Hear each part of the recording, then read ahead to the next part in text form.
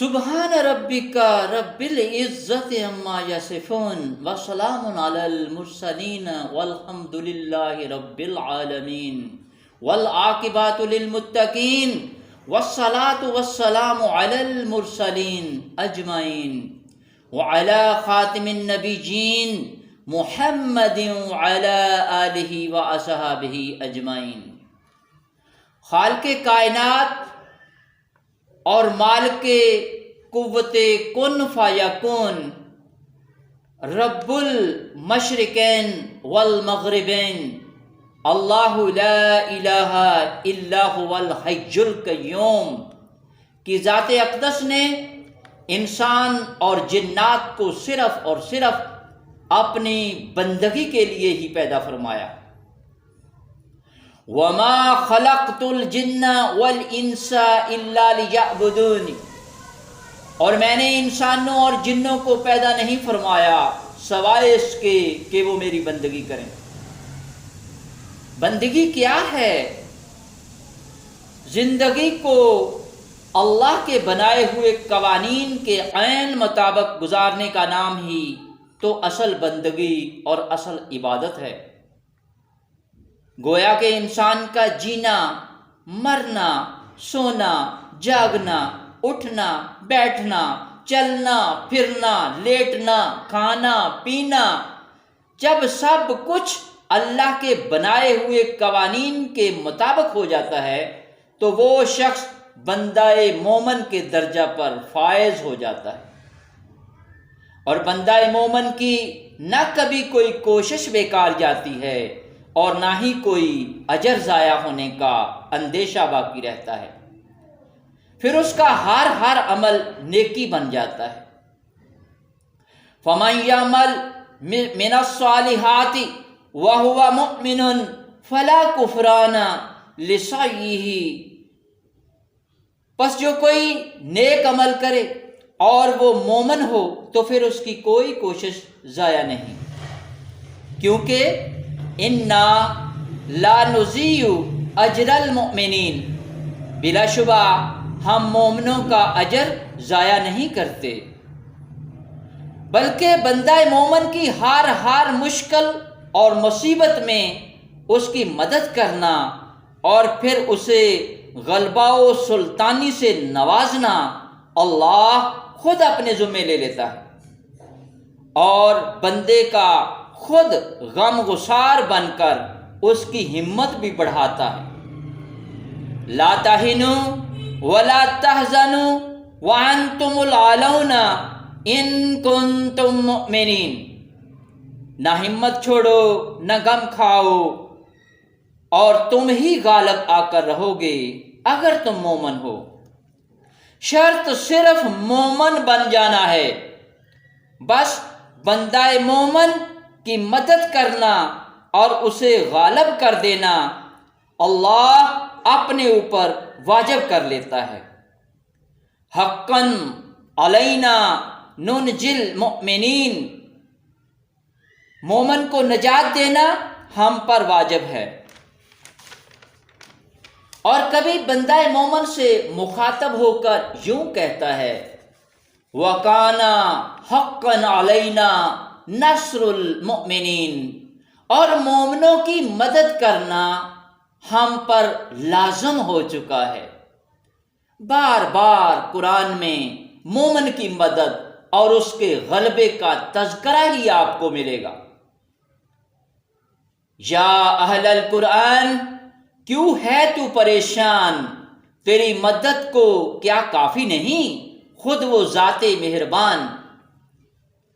ہواؤں کا رخ بدلنے کی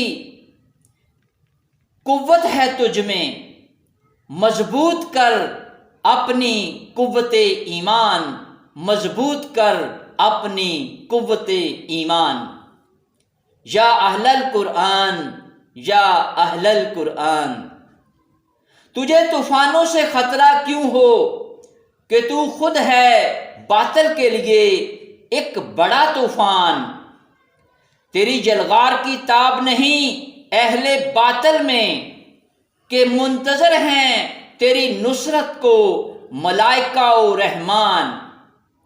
پیدا کر پھر وہی ذوق قرآن، پیدا کر پھر وہی ذوق قرآن، تیری مستی کردار دیکھ کر ملائکہ بھی کہہ اٹھیں مرحبا یا اہل القرآن، مرحبا یا اہل القرآن۔ ایسی مستی کردار کے لیے سب سے پہلے قرآن کو قرآن کی زبان میں سمجھنا ضروری ہے۔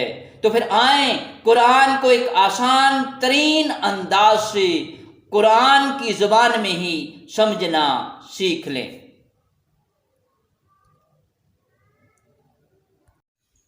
ہم پڑھ رہے ہیں اسم کے متعلق ضروری 4 باتیں، یعنی جنس، عدد، وسعت، اعراب۔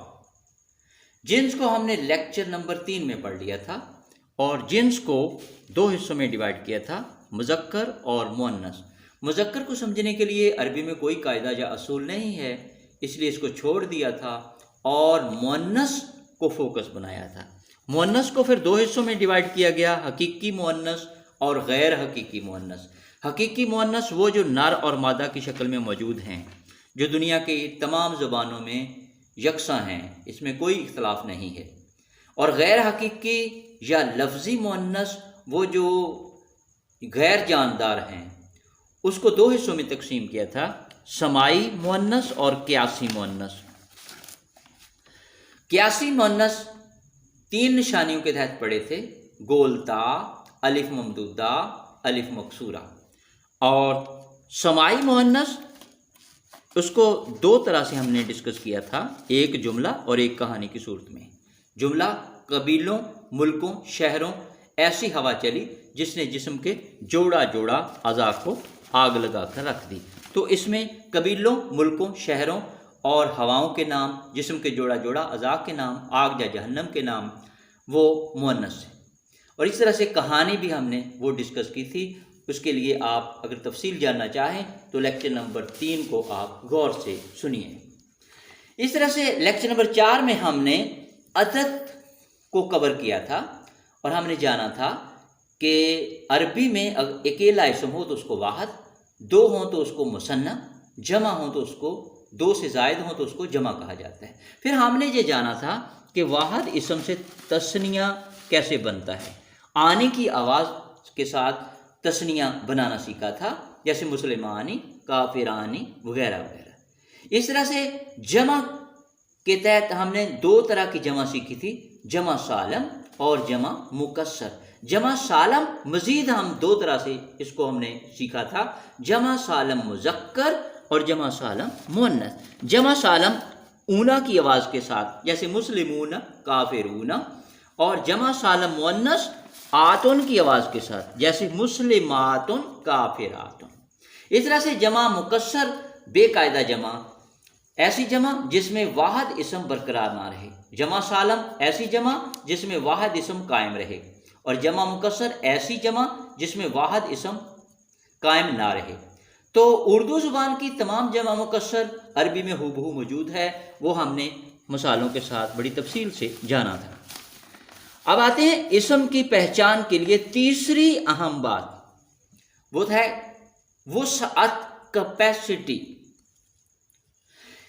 وسعت کے تحت اسم 2 حصوں میں منقسم ہے، عام اسم اور خاص اسم۔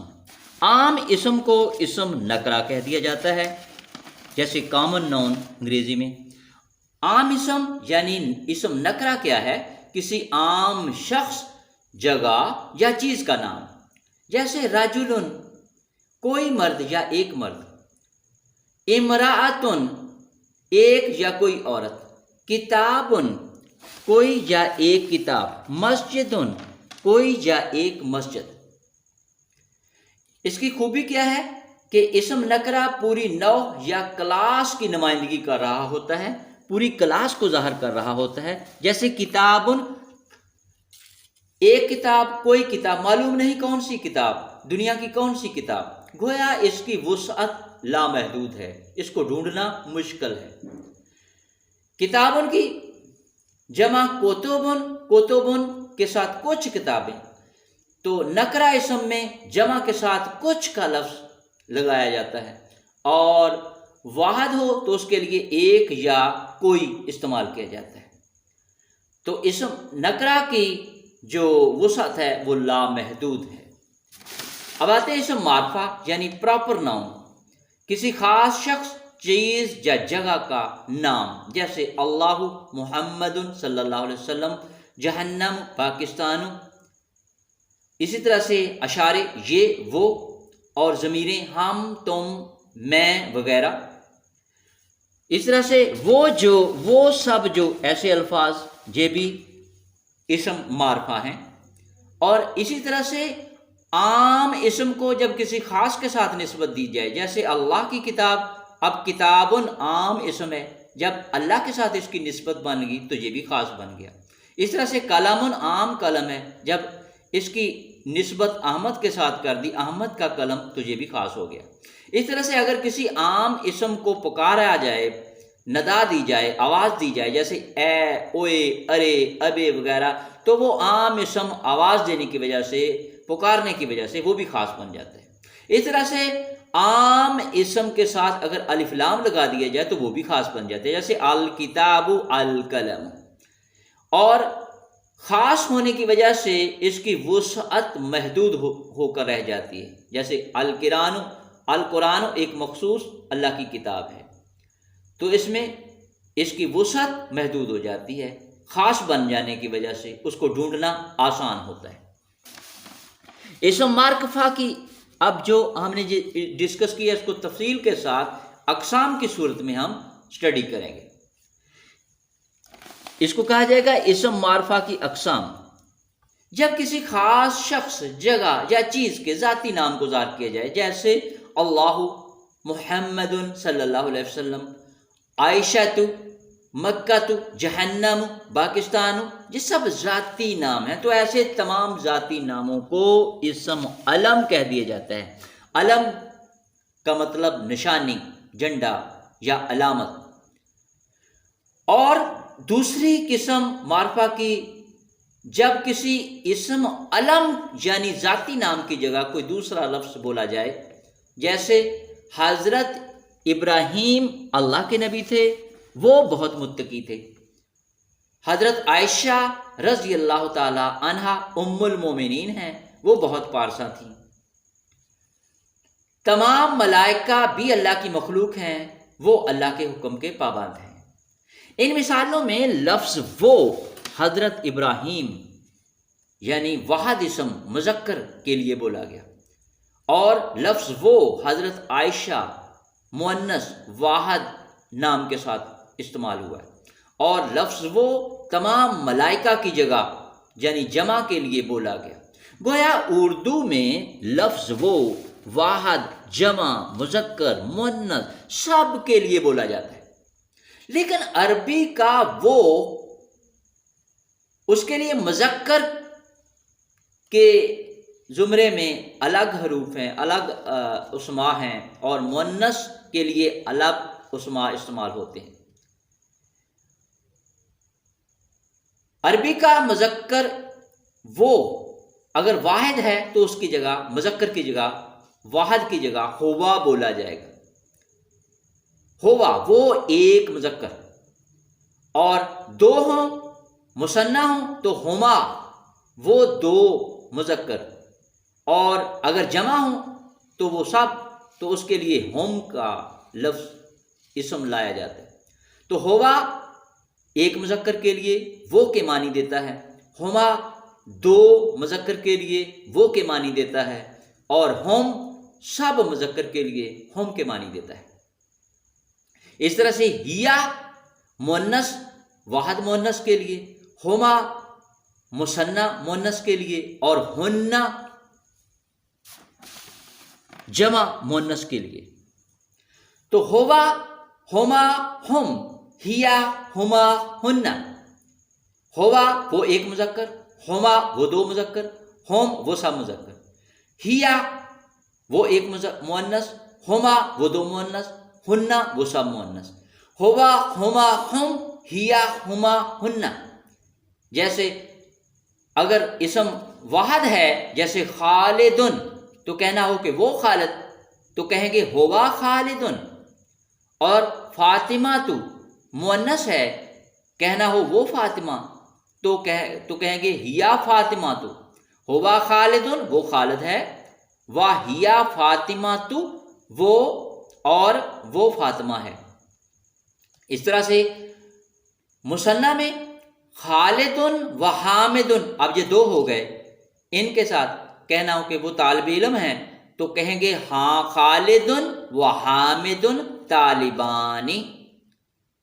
ہما فی المسجد تو وہ دونوں مسجد میں ہیں، ہما دونوں کے لیے، ہما فی المسجد تو فی کا مطلب میں، اور فی المسجد مسجد میں، فی المدرسہ مدرسہ میں، فی المکتب مکتب میں، فی السماء آسمانوں میں، فی الارض زمین میں، تو فی میں کے معنوں میں آتا ہے۔ اسی طرح سے مؤنث اور مذکر کے سب کے معنوں کے لیے، ہم مذکر کے لیے اور ہنہ سب مؤنث کے لیے۔ اب خالدن و حامدن و زاہدن، اب یہ جمع بن گئی، خالدن و حامدن و زاہدن، دو سے زائد، اور طالب علم کی جمع طلابن، خالدن و حامدن و زاہدن طلابن، خالد حامد اور زاہد طالب علم ہیں۔ ہم فی المسجد وہ سب، ہم اب یہاں ہم وہ کے معنوں میں، ہم فی المسجد، یہ ہم کیوں لایا گیا؟ کیونکہ یہ جمع ہیں، خالد حامد اور زاہد اب یہ جمع میں آ گئے، تو جمع کی جمع مذکر کو ظاہر کرنے کے لیے، وہ کا مطلب ادا کرنے کے لیے ہم لایا جاتا ہے۔ اس طرح سے زینب و فاطمہ و حفصہ، اب یہ جمع بن گئی، زینب فاطمہ اور حفصہ۔ طالباتن طالبات ہیں، ہنہ فی المسجد وہ سب مسجد میں ہیں۔ تو مثالوں میں بھی آپ کو یہ ظاہر ہو گیا کہ اکیلے مذکر کے لیے وہ کا معنی پیدا کرنا ہو تو ہوا لایا جاتا ہے، اور اکیلے مؤنث کے لیے وہ کا معنی پیدا کرنا ہو تو اس کی جگہ، وہ کی جگہ ہیا استعمال کیا جاتا ہے۔ اس لیے تثنیے کے لیے جگہ مثنیٰ کے لیے ہما لایا جاتا ہے، اور جمع کے لیے مذکر کے لیے ہم، اور مؤنث کے لیے ہنہ لایا جاتا ہے۔ گویا کہ اکیلا اسم ہے مسلمن، اس کے ساتھ ہوا آئے گا، ہوا مسلمن وہ مسلمان ہے۔ ہیا مسلمتن، اس کا مطلب ہوگا کہ وہ ایک مسلمہ عورت ہے۔ ہما مسلمان، دو مسلمانوں کے لیے ہما، اور ہما مسلمتان، دو مسلمان عورتوں کے لیے ہما۔ تو ہما مذکر کے لیے بھی اور مؤنث کے لیے پتہ کیسے چلے گا؟ استعمال سے پتہ چلے گا۔ اگر وہ مثنیٰ اسم مذکر ہے تو ہما مذکر لایا گیا، اور اگر مسلمتان یعنی کہ اسم تثنیہ مؤنث ہے تو وہ ہما مؤنث کے معنوں میں استعمال ہوگا۔ اس طرح سے ہم مسلمون وہ سب مسلمان ہیں، وَحُنَّ مسلماتن اور وہ سب مسلمان عورتیں ہیں۔ ہم مسلمون وہ سب مسلمان مرد ہیں، وَحُنَّ مسلماتن وہ سب مسلمان عورتیں ہیں۔ تو ہوا ایک اسم مذکر کے لیے، ہما دو اسما یعنی مثنیٰ مذکر کے لیے، اور ہم جمع مذکر کے لیے، اور ہیا واحد مؤنث کے لیے، اور ہما مثنیٰ مؤنث کے لیے، اور ہنہ جمع مؤنث کے لیے بولا جاتا ہے۔ اسی طرح اردو میں تم مذکر مؤنث واحد جمع سب کے لیے بولا جاتا ہے، مگر عربی میں ایسا نہیں ہے۔ عربی میں تم کا مطلب ادا کرنے کے لیے مذکر کے لیے الگ اسما ہیں اور مؤنث کے لیے الگ ہیں۔ پھر واحد کے لیے الگ، مثنیٰ کے لیے الگ اور جمع کے لیے الگ ہے۔ تو تم کا مطلب ادا کرنے کے لیے عربی میں واحد مذکر ہو تو کہا جاتا ہے انتا، تم ایک مذکر کے لیے، تو کے لیے، انتا تم ایک مذکر کے لیے، انتما تم دونوں مذکر کے لیے، انتم تم سب مذکر کے لیے، اور مؤنث کے لیے انتی تم ایک مؤنث، انتما تم دو مؤنث، انتن تم سب مؤنث۔ تو انتا، انتما، انتم، انتی، انتما، انتن۔ جیسے مؤمنن واحد مذکر ہے تو کہنا ہو تم مومن ہو تو کہیں گے انتا مؤمنن، اور مؤمنتن واحد مؤنث ہے تو کہنا ہو کہ تم مومنہ ہو تو کہیں گے انتی مؤمنتن، انتا مؤمنن و انتی مؤمنتن، تم ایک مومن ہو مرد ہو، و انتی مؤمنتن اور تم ایک مومنہ عورت ہو۔ اس طرح سے تثنیہ کی ادائیگی اس طرح سے ہوگی، اگر مؤمنانی اس کے ساتھ انتما، انتما مؤمنانی تم دونوں مومن مرد ہو، انتما مؤمنانی تم دونوں مومن مرد ہو ایمان والے، وانتما مؤمنتانی اور تم دونوں مومنہ عورتیں ہو۔ اس طرح سے سب کے معنی کے لیے مذکر کے لیے انتم تم سب اور انتنا تم سب عورتیں۔ مؤمنون کے ساتھ انتم لایا جائے گا، انتم مؤمنون تم سب مومن مرد ہو، وانتن مؤمنات اور تم سب مومنہ عورتیں ہو۔ اسی طرح اپنی ذات کے اظہار کے لیے اردو میں دو لفظ میں اور ہم بولے جاتے ہیں، اور عربی میں بھی دو ہی اسما ہیں۔ میں کے لیے عربی میں انا استعمال کیا جاتا ہے، خواہ مذکر ہو کہ مؤنث انا ہی کہا جاتا ہے۔ جیسے انا مسلمن میں مسلمان ہوں، انا محمدی میں محمدی ہوں، انا معلمن میں معلم ہوں، انا مسلماتن مؤنث کے لیے بھی میں مسلمہ عورت ہوں، انا فاطمہ میں فاطمہ ہوں، انا معلمات میں معلمہ ہوں۔ تو مذکر ہو یا مؤنث ہو، میں کا مفہوم ادا کرنے کے لیے انا لایا جاتا ہے۔ اسی طرح سے ہم کے معنی پیدا کرنے کے لیے خواہ مذکر ہو مؤنث ہو یا مثنیٰ ہو یا جمع ہو تو ہم کے لیے عربی میں نحنو کا اسم موجود ہے۔ جیسے مسلمون کے ساتھ نحنو مسلمون ہم سب مسلمان ہیں، نحنو مسلماتن ہم مسلمان عورتیں ہیں، مسلمان مردوں یعنی جمع اسم کے لیے بھی نحن اور جمع اسم مؤنث کے لیے بھی نحن مسلمون ہم سب مسلمان مرد ہیں، و نحن مسلمات اور ہم سب مسلمان عورتیں، نحن مسلمان ہم دونوں مسلمان مرد ہیں، نحن مسلمتان ہم سب دونوں مسلمان عورتیں ہیں، نحن مسلمتان ہم دونوں مسلمان عورتیں ہیں۔ تو اسماء ضمیر کو چارٹ کی شکل میں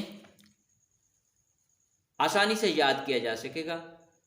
وہ کا مفہوم ادا کرنے کے لیے خواہ وہ مذکر ہو مؤنث ہو تو وہ چونکہ غائب ہے اس لیے اس کو غائب کہا جائے گا، اور تم حاضر اس کو حاضر کے صیغے میں، اور میں اور ہم متکلم یعنی کلام کرنے والے۔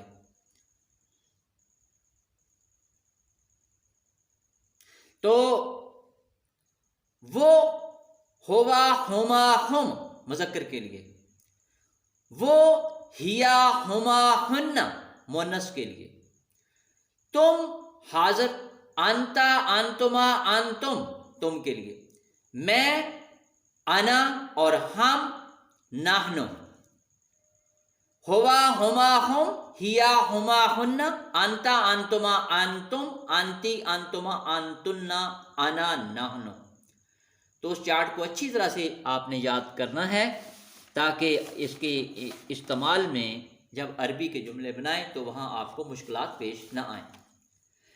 اب بڑھتے ہیں اگلے اسم معرفہ کی شکل جو سامنے آتی ہے کہ جب کسی شخص، چیز، جانور یا جگہ کی طرف واضح اشارہ کیا جائے جو سامنے موجود ہو تو اس اشارہ کرنے والے اسم کو اسم اشارہ کہہ دیا جاتا ہے۔ اردو زبان میں اشارے صرف دو ہیں، قریب کی چیز کے لیے یہ کا لفظ استعمال کیا جاتا ہے اور دور کی چیز کی طرف اشارہ کرنا ہو تو وہ کہا جاتا ہے۔ انگریزی میں یہ کا مطلب ادا کرنے کے لیے دو لفظ لائے جاتے ہیں، دس واحد کے لیے اور دیز جمع کے لیے، مگر اردو میں یہ دس اور دیز دونوں کا مفہوم یہ کے ساتھ ہی ادا کیے جاتے ہیں، اور وہ انگریزی میں دیٹ اور دوز سے اس کا اظہار کیا جاتا ہے، ایک ہو تو دیٹ اور جمع ہو تو دوز۔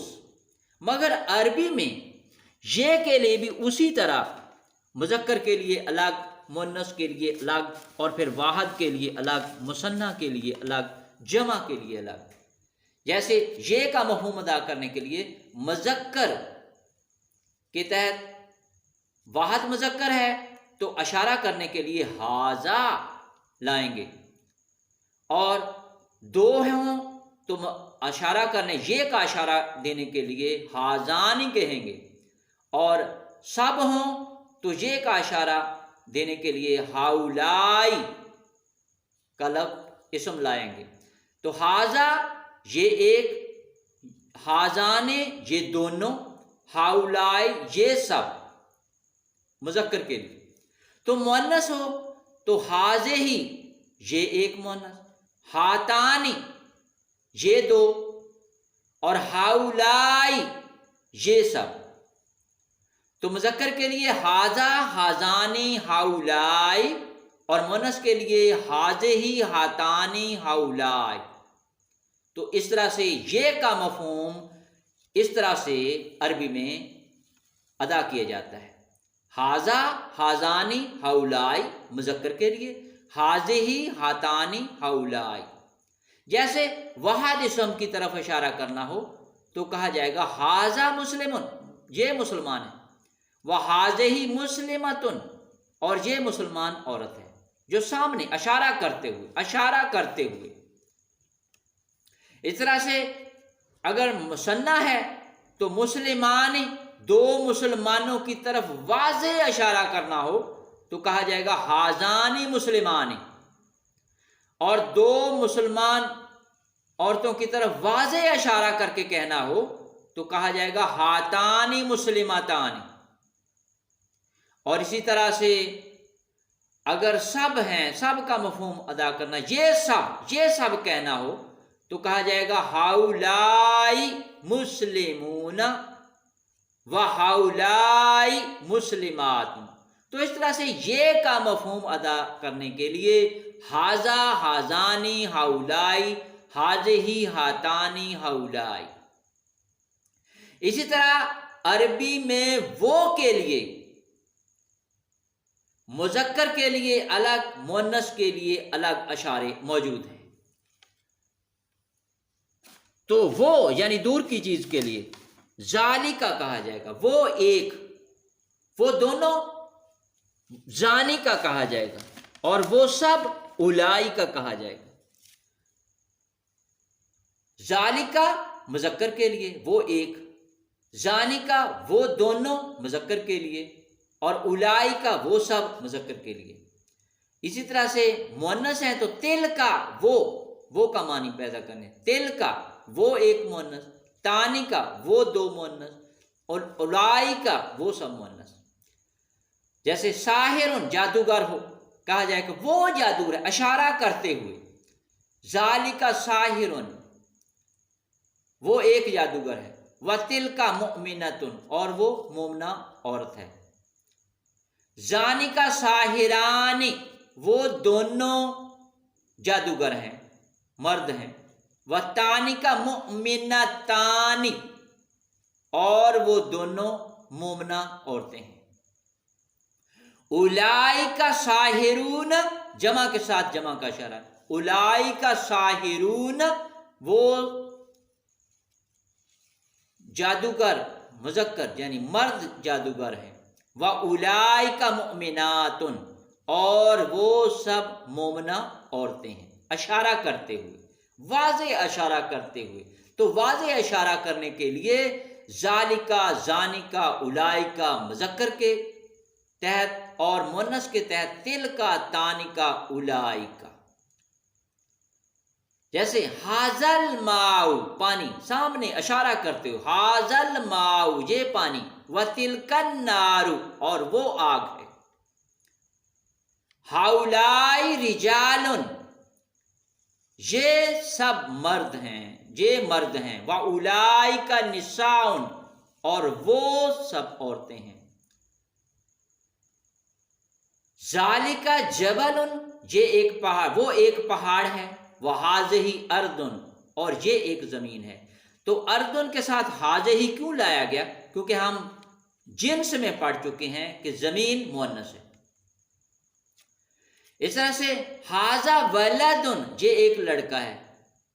वलदुन लड़के को कहा जाता है। हाज़ा मुज़क्कर है तो इसलिए इसके हाज़ा वलदुन कहेंगे। वह हाज़ही बिन, ये एक लड़की है। तो इस तरह से वाहद के लिए मुज़क्कर है तो वो का मानी अदा करने के लिए, ज़ालिका दो हैं तो ज़ानिका, उलाइका सब के लिए, और मुअन्नस के लिए वाहद है तो तिलका, मुसन्ना है तो तानिका, और जमा है तो उलाइका। ये वो का मफ़हूम अदा करने के लिए ये अशारे हैं। तो चार्ट की सूरत में हम इसको भी याद रखने के लिए अच्छी तरह से याद करना होगा ताकि इनके इस्तेमाल में कोई मुश्किल ना आए। तो अशारा करीब ये के लिए हाजा, हाजानी, हाउलाई, ये दोनों, ये सब। हाजा, हाजानी, हाउलाई, हाजिही, हातानी, हाउलाई मुन्नस के लिए। और दूर का इशारा जिसे इशारा बईद कहेंगे वो का मानी अदा करने के लिए ज़ालिका, ज़ानिका, उलाइका, वो का मानी देने के लिए ज़ालिका वो एक, ज़ानिका वो दोनों, उलाइका वो सब, तिलका वो एक मुअन्नस, तानिका वो दो, और उलाइका वो सब। तो इस तरह से जिस तरह से ज़मीरें अच्छी तरह से याद करना है, इसी तरह अशारे भी आपने अच्छी तरह से याद करने। अब ये सवाल उठता है कि आखिर ज़मीर और अशारे में फ़र्क क्या है। हमने यहाँ भी वो ज़ालिका पढ़ा और वहाँ भी होवा के तहत वो का मानी दिया गया। तो उर्दू में जो वो है वो अशारे के लिए भी वो ही कहा जाएगा, और किसी इसम की जगह अगर इस्तेमाल करना है तो तब भी वो ही कहा जाएगा। इसलिए उलझन पैदा होती है कि आखिर इशारा क्या है और ज़मीर क्या है। तो अशारा और ज़मीर में फ़र्क, उर्दू में जिस वो का तर्जमा ही होता है, ही वो एक मर्द के लिए ही बोला जाता है, उसी को अरबी में होवा कहा जाता है। और उर्दू में जिस वो का तर्जमा इशारा करके दैट का होता है उसके लिए अरबी में ज़ालिका कहा जाता है। तो इशारे में उस शख्स, चीज, जानवर या जगह का सामने होना जरूरी है, वाज़े इशारा करना जरूरी है, सामने होना जरूरी है, वो इशारा होगा। जबकि ज़मीर हमेशा किसी शख्स, चीज, जगह या जानवर की जगह मुतबादल इसम के तौर पर लाई जाती है। तो ज़मीर किसी शख्स, जगह, चीज या जानवर के मुतबादल के तौर पर लाई जाती है। तो अगर वाज़े इशारा मकसूद हो, सामने वाली चीज को वाज़े इशारा करना हो, तो फिर उसे इसम इशारा कहा जाता है। और उसके लिए हाजा, हाजाने, हाउलाई और پھر حاضہی ہاتانی ہاولائی، اور پھر اسی طرح سے ذالکا ذانکا اولائکا تلکا تانکا اولائکا، یہ واضح اشارہ کرنے کے لیے سامنے موجود، اشارہ کرتے ہوئے کسی کو کہنا ہو تو واضح اشارہ اس میں پایا جاتا ہے، تو یہ الفاظ آپ نے، یہ اسما آپ نے استعمال کرنے ہیں۔ اور اگر کسی اسم کی جگہ، کسی کی جگہ اس کا متبادل کوئی لانا ہو تو اس متبادل کو اسم ضمیر کہیں گے، اور اس کے لیے ہوا ہما ہم، ہیا ہما ہننا، انتا انتما انتم، انتی انتما انتنا، انا نحنو، یہ لایا جاتا ہے۔ جیسے خالد ایک استاد ہے، وہ نیک ہے، اب یہ وہ جو ہے یہ خالد کی جگہ استعمال ہوا ہے۔ اور میں ایک قاری ہوں اپنی ذات کے لیے، میں، تو کہیں گے خالد معلم، خالد معلم، خالد معلم ہے، ہوا صالح، وہ نیک ہے، تو یہ وہ ہوا خالد کی جگہ آیا ہے۔ وہ انا قاریٌ، اور میں قاری ہوں اپنی ذات کی جگہ انا، تو ہوا صالح، وہ نیک ہے کا مطلب کہ وہ جس کا تذکرہ ہو چکا ہے نیک ہے۔ اور اگر بالفرض یہ کہا جائے کہ ذالکا صالح، وہ نیک ہے، تو یہاں وہ یعنی ذالکا کا مطلب یہ ہوگا کہ وہ شخص جو سامنے نظر آ رہا ہے وہ نیک ہے، تو اس کے لیے کہیں گے ذالک الرجل صالح، تو اشارہ کرنے کے لیے ذالکا۔ لیکن کسی اسم کی جگہ اس کا متبادل ہو تو پھر وہاں ہوا استعمال ہوگا۔ ہوا متبادل اسم کی جگہ اس کا متبادل بن کر آتا ہے، جبکہ ذالکا وہ واضح اشارہ کرنے کے لیے بولا جاتا ہے، تو متبادل کے طور پہ ہوا، اور ذالکا واضح اشارہ سامنے موجود چیز کو۔ تو اس لیے قرآن میں مفسد لوگوں کے لیے ہم المفسدون کہا گیا ہے، اولئک المفسدون نہیں کہا گیا۔ ہاں اگر زور دے کر بات کرنا مقصود ہو یا تاکید کرنا مقصود ہو تو پھر ضمیر کے ساتھ اشارہ بھی لایا جاتا ہے، جیسا اشارہ ویسے ہی اس کے ساتھ ضمیر استعمال کی جاتی ہے۔ اولئک ہم المفسدون، اکٹھا اشارہ بھی اور ضمیر بھی، اولئک بھی جمع کا، وہ کا اشارہ ہے، اور ہم جمع کا مذکر یہ ضمیر ہے، تو اولئک ہم المفسدون کہا جائے تو اس کا مطلب ہوگا کہ وہی تو مفسد ہیں، وہی تو فساد برپا کرنے والے ہیں۔ اس طرح سے قرآن میں کہا گیا اولئک ہم المفلحون، وہی تو کامیاب ہیں۔ تو اس طرح سے اشارے کے ساتھ جب ضمیر کا استعمال ہو تو پھر وہ زور دینے کے لیے وہی کا معنی پیدا اس سے ہو جاتا ہے۔ تو ایسا اسم، اب آگے بڑھتے ہیں اگلے ٹاپک کی طرف، معرفہ کی اگلی قسم، ایسا اسم جو دو جملوں کو جوڑنے کے لیے استعمال ہو اسے اسم موصول کہا جاتا ہے۔ ایسا اسم جو دو جملوں کو جوڑنے کے لیے استعمال ہو اسے اسم موصول کہا جاتا ہے۔ اردو میں یہ کام لفظ جو سے لیا جاتا ہے، جیسے خالد ایک معلم ہے، وہ ایک قاری ہے، دو جملے ہیں، خالد ایک معلم ہے، وہ ایک قاری ہے، تو عربی میں کہیں گے خالد معلم ہوا قاری، اب وہ ضمیر کے طور پہ آیا ہے خالد کی جگہ، ہوا قاری، خالد معلم ہوا قاری۔ اور اردو کے جملے کو اگر جوڑ کر لکھنا ہو تو کہیں گے خالد ایک معلم ہے جو قاری ہے، خالد ایک معلم ہے وہ ایک قاری ہے، جب جس کو جوڑا گیا تو خالد ایک معلم ہے جو قاری ہے۔ اب جو کی جگہ عربی میں اسم لایا جاتا ہے الذی، تو عربی میں خالد ایک معلم ہے جو قاری ہے، اس کو اس طرح سے ادا کریں گے خالد معلم الذی قاری، تو جو کی جگہ الذی۔ تو اردو میں لفظ جو مختلف انداز سے استعمال کیا جاتا ہے، جیسے جو، جس کا، جس کو، جتنے، جنہوں نے، جن کا، وغیرہ وغیرہ۔ اس طرح سے انگلش میں بھی who, whom, whose, which, what, ایز وغیرہ ہے، مگر عربی میں اسم موصول یعنی جو 7 شکلوں میں ہے۔ کیسے؟ اگر واحد ہے، اس کا جو کا مفہوم ادا کرنا ہے تو جو کے لیے مذکر کے لیے اور جو مؤنث کے لیے، جو مذکر کے لیے پہلے، واحد کے لیے الذی، الذی جو کا مفہوم، اس کا مطلب جس کو، جس نے۔ اللہ جو قدیر ہے، اللہ جو قدیر ہے کہنا ہو عربی میں تو اللہ، اللہ الذی قدیر، جو کی جگہ الذی۔ تو روانگی کے ساتھ ادا کرنا تو کہیں گے اللہ الذی قدیر، اللہ الذی قدیر، اللہ جو قدیر ہے۔ اس طرح سے مثنیٰ کے لیے، مذکر کے لیے اللہ زانی بولا جاتا ہے، وہ دونوں مذکر، وہ 2 لڑکے جو مسجد میں ہیں، طالب علم ہیں،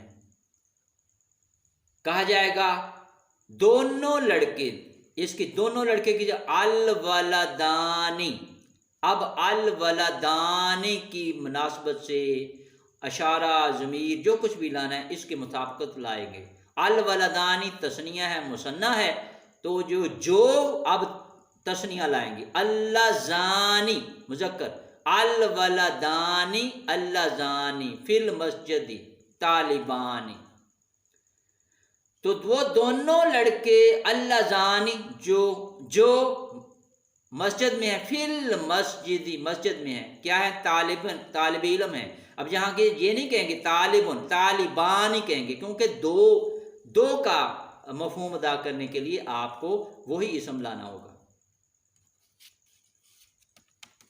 اس طرح سے جمع کے لیے الذین، الذین، واحد کے لیے الذی، تثنیہ کے لیے اللہ زانے، جو کا معنی دینے کے لیے الذین، وہ سب کے لیے، جو کا مفہوم ادا کرنے کے لیے وہ سب، تو الذین لایا جائے گا۔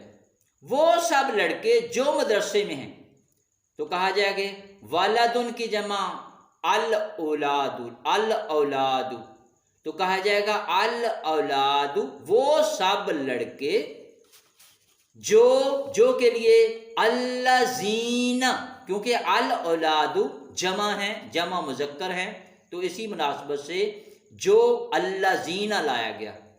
مدرسے میں ہے، فی المدرسۃ، مدرسے میں ہے۔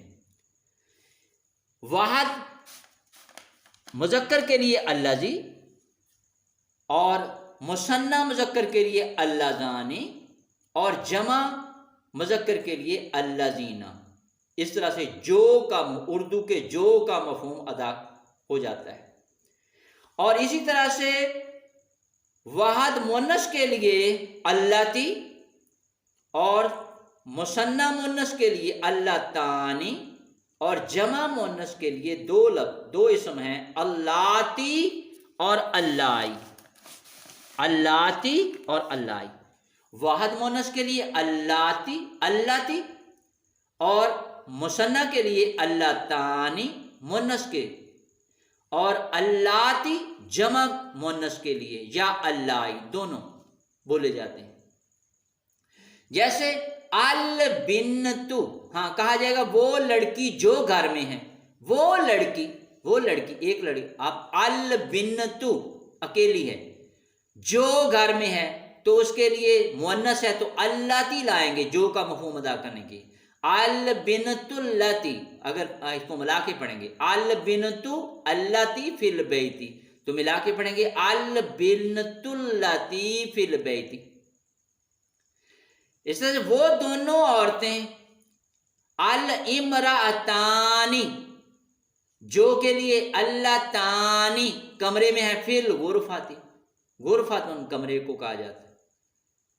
الامرأتانی اللتانی فی الغرفۃ، ملا کے پڑھیں گے الامرأتانی الامرأتانی اللتانی فی الغرفۃ۔ اس طرح سے جمع مؤنث کے لیے جو کا مفہوم ادا کرنے کے لیے جو اسم بولا جاتا ہے وہ ہے اللاتی یا اللائی، دونوں استعمال ہوئے ہیں۔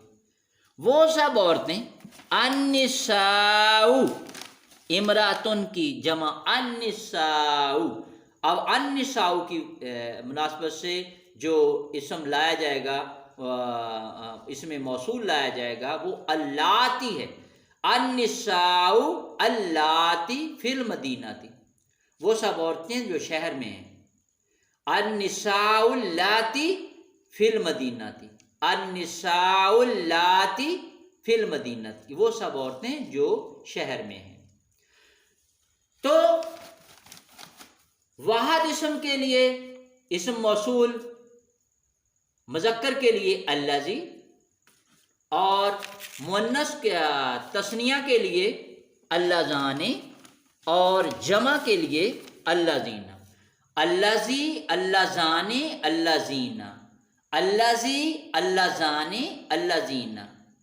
اور مؤنث کے لیے اللاتی، اللتان، اللاتی یا اللائی، اللاتی، اللتان، اللاتی یا اللائی، الذی، اللذان، اللذین، الذی، اللذان، اللذین، اللاتی، اللتان، اللاتی یا اللائی۔